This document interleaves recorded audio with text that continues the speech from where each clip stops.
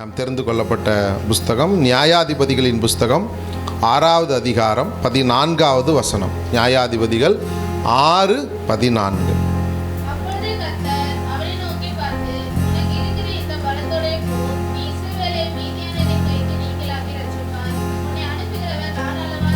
ஆமென், அல்லேலூயா சொல்லாமா? உனக்கு இருக்கிற இந்த பலத்தோடு நீ போ, உன்னை நான் ஆசீர்வதிப்பேன். ஏன்னா யார் அனுப்புறேன்? நான் உன்னை அனுப்புறேங்கிறார். அல்லேலூயா சொல்லாமா? இருக்கிற பலத்தோடு போ. நமக்கு என்ன பலன் இருக்கோ அந்த பலத்தில் இந்த உலகத்தை கடந்து சென்றால் போதும். திராணிக்கு மேலே சோதிக்க மாட்டார். அல்லேலூயா சொல்லாமா? ஆண்டோடைய வசனம் அப்படியாக சொல்லுகிற, இருக்கிற பலத்தோடு நீ போ. மீதியானியர்கள் இஸ்ரவேல் மக்களை அடிமைப்படுத்தும்படியாக, கொடுமைப்படுத்தும்படியாக எத்தனிக்கிறார்கள். இந்த கிதியோன் அறுவடையை கொண்டு போய் திராட்சை ரசத்தினுடைய ஆலையில் போய் அந்த அறுவடையை அவன் போரடிக்கிறான். ஏன் போரடிக்கிறான்னா, மீதியானர்கள் திருடிட்டு போயிடுவாங்க, மீதியானர் கொள்ளையடிச்சிட்டு போயிடுவாங்க. அதனால பயந்துக்கிட்டு இவன் என்ன செய்கிறான்?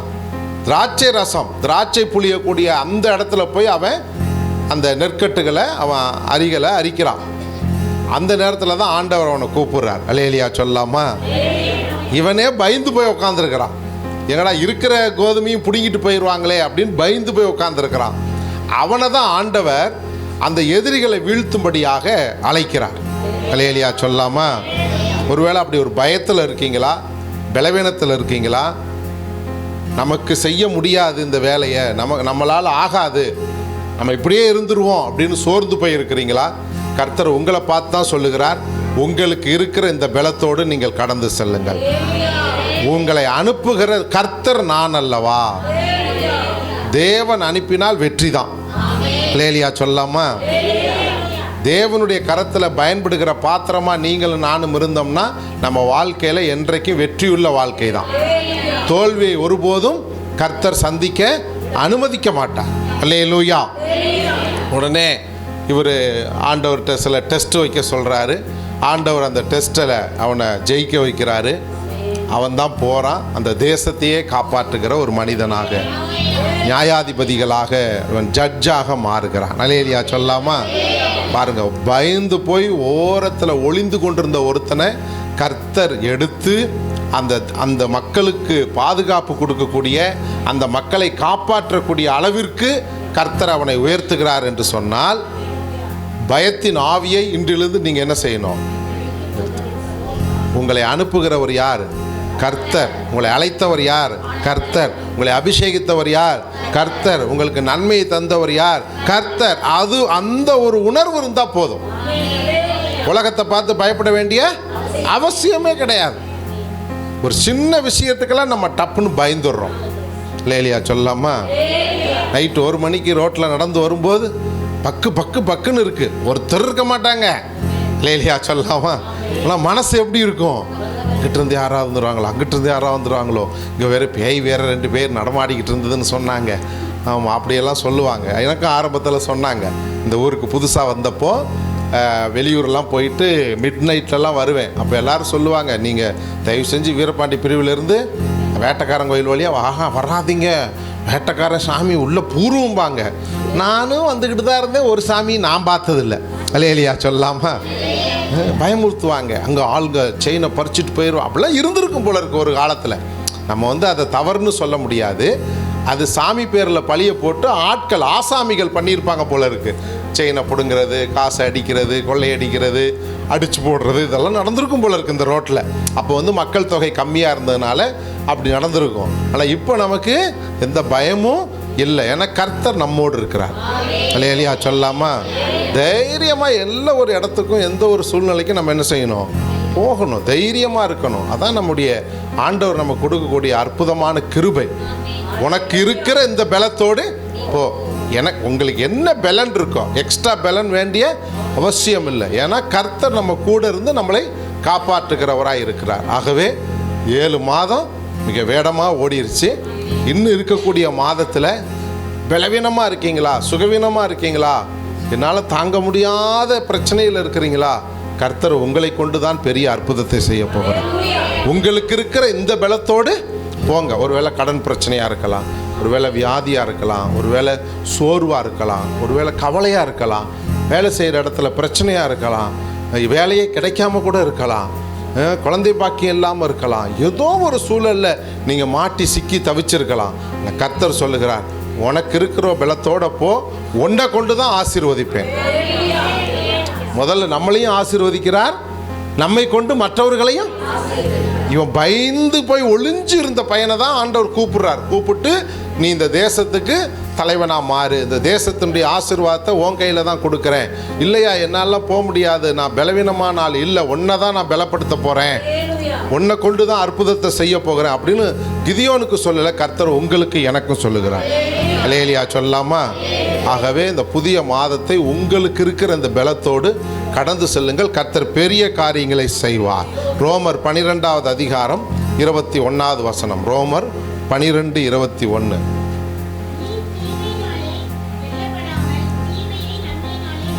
ஆமென். அல்லேலூயா சொல்லாமா? சத்தமா சொல்லாமா? தீமையை தீமையினால வெல்ல முடியாது. தீமையை எப்படி தான் வெல்லணுமா? நன்மையினால வெல்லணுங்கிற. ஒருவருக்கு தீமை செய்தால் அந்த தீமையை கண்டு நீங்கள் பயப்படக்கூடாது. தீமையினாலே வெல்லப்படக்கூடாது. தீமை உங்களை மேற்கொள்ளக்கூடாது.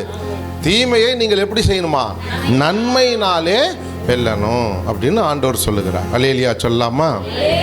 உங்களுக்கு போராட்டம் வரும், பிரச்சனைகள் வரும். வேலை செய்கிற இடத்துல கொஞ்சம் நெஞ்ச போராட்டத்தை நீங்கள் என்ன செய்ய மாட்டீங்க? சந்திச்சிருக்க மாட்டீங்க. தொந்தரவு கொடுப்பாங்க. உலகம் அப்படி தான் இருக்கும்.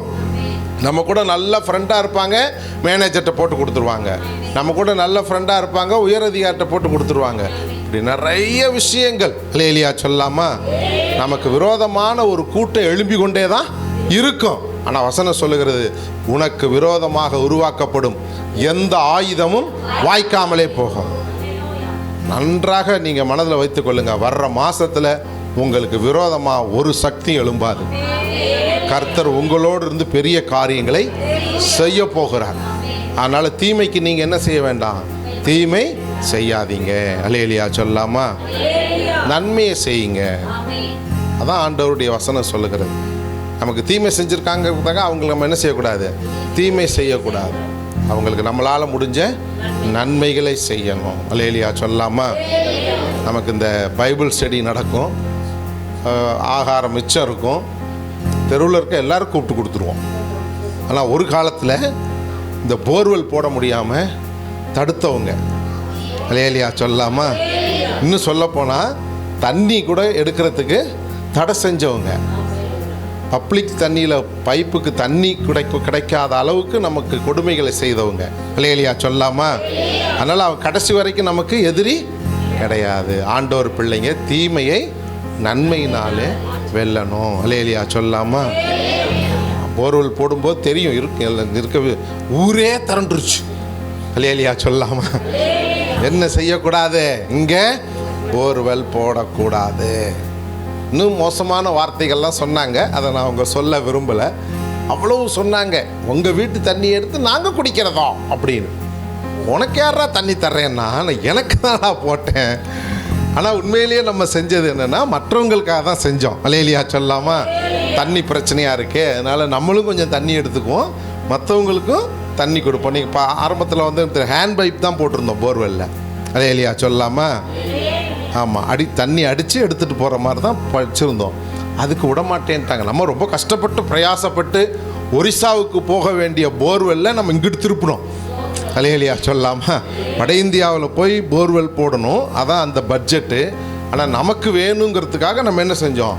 இங்கே கொண்டு வந்தோம். ஆனால் எல்லாரும் செஞ்சுட்டாங்க. முடியாது, பண்ணவே முடியாது அப்படின்ட்டாங்க.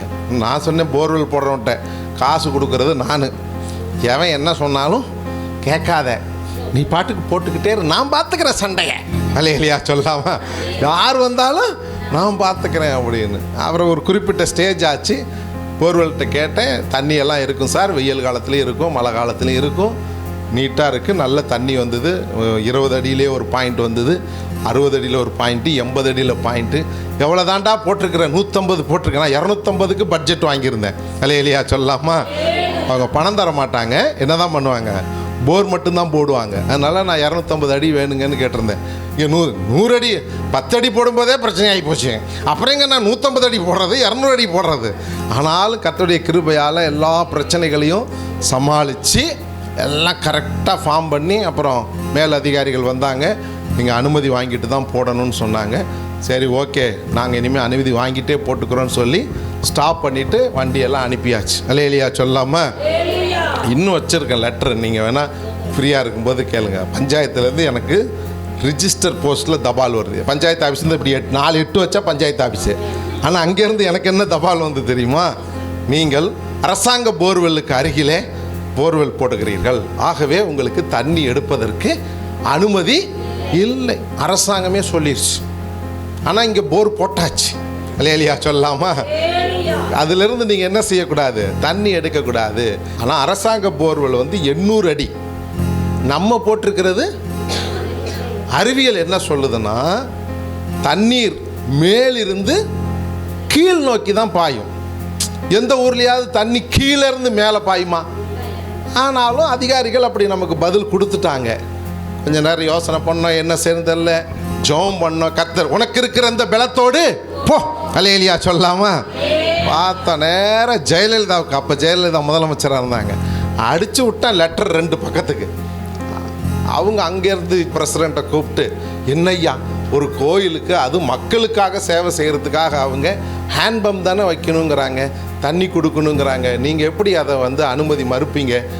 பஞ்சாயத்துலேருந்து லெட்ரு, நகரசபை கூட்டி நமக்காக, அல்லேலூயா சொல்லாமல்? பேரூராட்சிக்கு எத்தனையோ வேலை இருக்குது, அதெல்லாம் விட்டு நம்ம போர் போட்டதுக்காக ஒரு நகரசபையை கூட்டி அங்கே தீர்மானம் போட்டாங்களாம் எல்லா உறுப்பினர்களும் சேர்ந்து. லெட்டர் இருக்குது என்கிட்ட, நான் வச்சுருக்கேன் பத்திரமா. ஆனால் அவங்கள்ட்ட அடித்தோடனே அவங்க நேராக ஃபோன் பண்ணி, நீங்கள் என்ன செய்வீங்களோ தெரியாது, நேராக போகிறீங்க, பைப் போடுறீங்க, சூப்பராக ரெடி பண்ணிட்டு வந்துடுறீங்கன்ட்டாங்க. அல்லேலூயா சொல்லாமல்? இப்போ நமக்கு ஒரு செலவு மிச்சமாச்சு. அல்லேலூயா சொல்லாமல்? ஹேண்ட் பம்ப் வைக்கிற செலவு மிச்சம். அதை யார் தான் போட்டு கொடுத்தா? அரசாங்கமே போட்டு கொடுத்துருச்சு. ஹேண்ட் பம்ப் தான் இவ்வளோ நாள் வச்சுருந்தோம். அல்லேலூயா சொல்லாமல்? எதுக்கு நான் சொல்கிறேன்னா, தீமையை நன்மையினாலே வெல்லு. அப்போ இந்த ஊரே திரண்டு வந்து நமக்கு எதிர்ப்பு தெரிவித்தாலும் இன்றைக்கி நம்ம ஆண்டவர் பிள்ளைகள்னு காமிக்கிறதுக்காக, கர்த்தருடைய பிள்ளைகள்னு காமிக்கிறதுக்காக நிறைய சேவைகளை நம்ம செய்கிறோம். அல்லேலூயா சொல்லாமல்? நம்ம ஒரு 5-6 வருஷமாக சுதந்திர தினத்துக்கு 40 லட்ச ரூபா வண்டியை கொண்டாந்து நிறுத்துகிறோம். நம்ம கொண்டாடுறதில்ல, அவங்க தான் கொண்டாடுறாங்க. நம்ம தான் அந்த வண்டியை கொண்டு வந்து நிறுத்துகிறோம். அல்லேலூயா சொல்லாமல்? யூஸ் பண்ணிக்கிடுங்க, ஃப்ரீயாக யூஸ் பண்ணிக்கிடுங்க. ஊருக்கே பயங்கர சந்தோஷம். ஐயா சொன்னோடனே கொண்டாந்து கொடுத்துட்றாரு, இவரை போய் நம்ம போர்வெல் போட வேண்டாமேன்னு. இது ஏன் சொல்கிறேன்னா, உங்களுக்கு இருக்கிற பலத்தோடு போங்க. அரசாங்கத்தை எதுக்க நம்மளால் முடியுமா? முடியவே முடியாது. ஆனால் கர்த்தர் நமக்கு முன்னாடி போய் கோணலான வழிகளை செவ்வைப்படுத்தி நமக்கு வெற்றியை தருகிறவராக இருக்கிறார். இதெல்லாம் நம்ம ஊரில் நடந்த சாட்சி. இதெல்லாமே நான் எதுவும் கூட்டியும் சொல்லலை, குறைச்சும் சொல்லலை. ஏன்னா இந்த வசனங்கள் இந்த தியானிக்கும் போது இந்த வசனங்கள் நம்மளை அப்படி பலப்படுத்துது. உனக்கு இவ்வளவு தான் பலனா போ, நான் பார்த்துக்கிறேங்கிறார். தீமையை நன்மையினால வெல்லு. அல்லேலூயா சொல்லாமா? உனக்கு இருக்கிற இந்த பலத்தோடு போ, அவ்வளோதான். தீமையை நன்மையினால வெல்லு. இதை நம்ம செஞ்சோம்னா நமக்கு வேண்டிய ஆசீர்வாதம் எல்லாத்தையும் கர்த்தர் கொடுப்பார். அல்லேலூயா சொல்லாமா? நிறைய அற்புதங்கள். இந்த நாகமணி வந்தாங்களே, அவங்களே அம்மாமார் பாட்டிமார் தான் இருக்காங்க.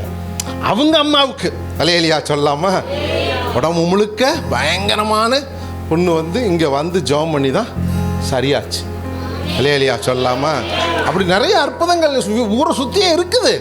நம்ம கண்ணுக்கு தெரிஞ்சது அவ்வளவுதான். சகோதரி புஷ்பா இருக்காங்க, அவங்க வீட்டு மேலே கல்லா உழுவுமாமா நைட்டானா, துடுமுடு துடுமுடு துடுமுடு துடுமுடு துடுமுடு கல். அல்லேலூயா சொல்லாமா? ஜெபம் பண்ணோன்னு கல் நின்றுச்சான். பல போராட்டங்கள், பல மாதங்கள் போராட்டங்கள். இந்த சர்ச் மூலமாக நடந்த அற்புதங்களை நான் சொல்கிறேன். அல்லேலூயா சொல்லாமா? சத்தமாக சொல்லுவோமா? அப்போ ஏன் சொல்ல, உனக்கு இருக்கிற அந்த பலத்தோட போ, அவ்வளவுதான். ஆண்டவர் சொல்கிறது அதுதான். மீதியானியர்களை எல்லாத்தையும் துவம்சம் பண்ணி அந்த தேசத்துக்கு விடுதலையை கொடுத்து அவர் நியாயாதிபதியாக இருந்தார். எதுக்கு சொல்கிறோன்னா, கர்த்தர் நமக்கு ஒரு காரியத்தை செய்யணும்னா அதை யாராலும் தடை செய்ய.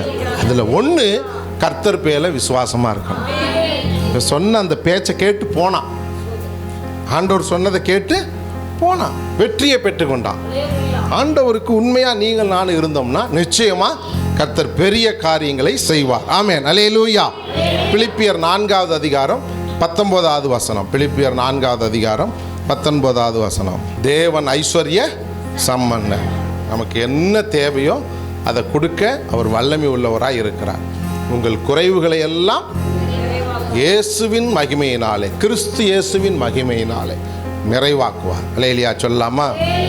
3 விஷயம். உங்களுக்கு இருக்கிற இந்த பலத்தோட போங்க, நான் உங்களை ஆசீர்வதிப்பேன்.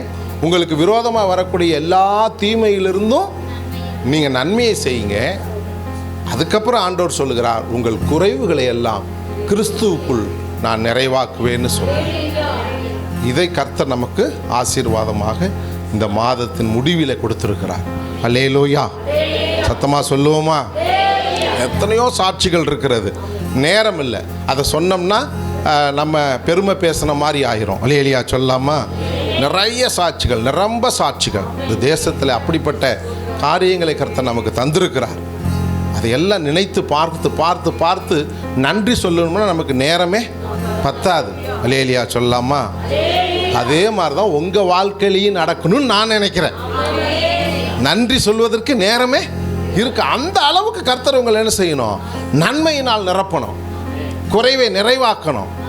கர்த்தருக்குள் நீங்கள் சந்தோஷமாக இருக்கணும், கர்த்தருக்குள் நிறைவாக இருக்கணும், கர்த்தருக்குள் அபிஷேகம் பண்ணப்பட்டவர்களாக இருக்கணும், கர்த்தருக்குள் கிருபை நிரம்பியவர்களாக இருக்க வேண்டும். அப்படி இருந்தால் கர்த்தர் நிச்சயமாய் உங்கள் குறைவுகளை நிறைவாக்குவார். குறைவுங்கிறது ஏதோ பணத்திலேயோ ஆசீர்வாதத்திலேயோ இல்லை, ஆவியிலே பலன் கொண்டு. அல்லேலூயா சொல்லாமா? ஜெபிக்க முடியாதவங்களுக்கு ஜெபிப்பதற்கு நேரத்தை தருவார். வேதம் வாசிக்க முடியாதவர்களுக்கு வேத வாசனத்தை வாசிப்பதற்கு உதவி செய்வார். அல்லேலூயா சொல்லாமா? கர்த்தர் அந்த ஞானத்தை கர்த்தர் நமக்கு தந்திருக்கிறார். நம்ம டெய்ஸி பாப்பாவுக்கு ஒரு பைபிள் தீந்துருச்சு, புது பைபிள் கொடுக்கணும் அப்படின்னு சொன்னாங்க. நான் போன மாதம் ஊழியர் கூடைக்கு ஒருத்தர் புஸ்தகம் பைபிள்லேருந்து தான் எழுதி கொடுத்தார். அந்த புஸ்தகத்தை கொடுத்தோடனே அந்த பாப்பா ரிஜெக்ட் பண்ணிருச்சான். இது பைபிள் இல்லை, என்னை ஏமாத்தாதே. அல்லேலூயா சொல்லாமா? சரி, நான் அங்கே இங்கெல்லாம் தேடி பார்த்தேன், தமிழ் பைபிள் கிடைக்கல, தமிழ் புதிய ஏற்பாடு. சரி, ஒரு ஹிந்தி புதிய ஏற்பாடு இருந்தது. சரி, அதை கொடுக்கலாம் அப்படின்னா, நோ, இது ரிஜெக்டு. எனக்கு என்ன தான் வேணும்? தமிழ் பைபிள் தான் வேணும். எவ்வளோ பெரிய ஞானம் பாருங்கள். அல்லேலூயா சொல்லாமா? எந்த குழந்தைங்களுக்காவது அப்படி வருமா? இப்போ நம்ம நினச்சிக்குவோம் நமக்கு ஒன்றும் தெரியாது, இவங்க இப்படி தான், அவங்க அப்படி தான். இல்லை இல்லை, கர்த்தர் நினைக்கிற காரியம் குறைவுகளை நிறைவாக்குகிற தேவன். அல்லேலூயா சொல்லாமா? இல்லை, எதை நீங்கள் சாதாரணமாக எடை போட்டுறக்கூடாது. ஒவ்வொருத்தருக்கும் கர்த்தர் விசேஷித்த ஞானத்தை கொடுத்து நம்மை அபிஷேகம் பண்ணியிருக்கிறார். நிச்சயமாக இந்த புதிய மாதத்திலும் வரக்கூடிய மாதத்தில் உங்களுக்கும் அந்த அற்புதத்தை செய்வார். விசுவாசம்தான் ரொம்ப முக்கியம். நிச்சயமாய் செய்வார் என்பதில் நான் உறுதியாக இருக்கிறேன். 3 பாயிண்ட்டை நீங்கள் நோட் பண்ணிக்கிடுங்க. நமக்கு இருக்கிற அந்த பலத்தோடு நம்ம போவோம், நமக்கு வரக்கூடிய தீமையை நன்மையினால் வெல்வோம். கிறிஸ்து இயேசுவுக்குள் நம் குறைவுகளை எல்லாம் கர்த்தர் நிறைவாக்குவார். எப்படி நிறைவாக்குவார்? அவருடைய ஐஸ்வர்யத்தின்படியாக நம்மை நிறைவாக்குவார் என்கிற அந்த விசுவாச வார்த்தையோடு நாம் நிறைவு செய்வோம்.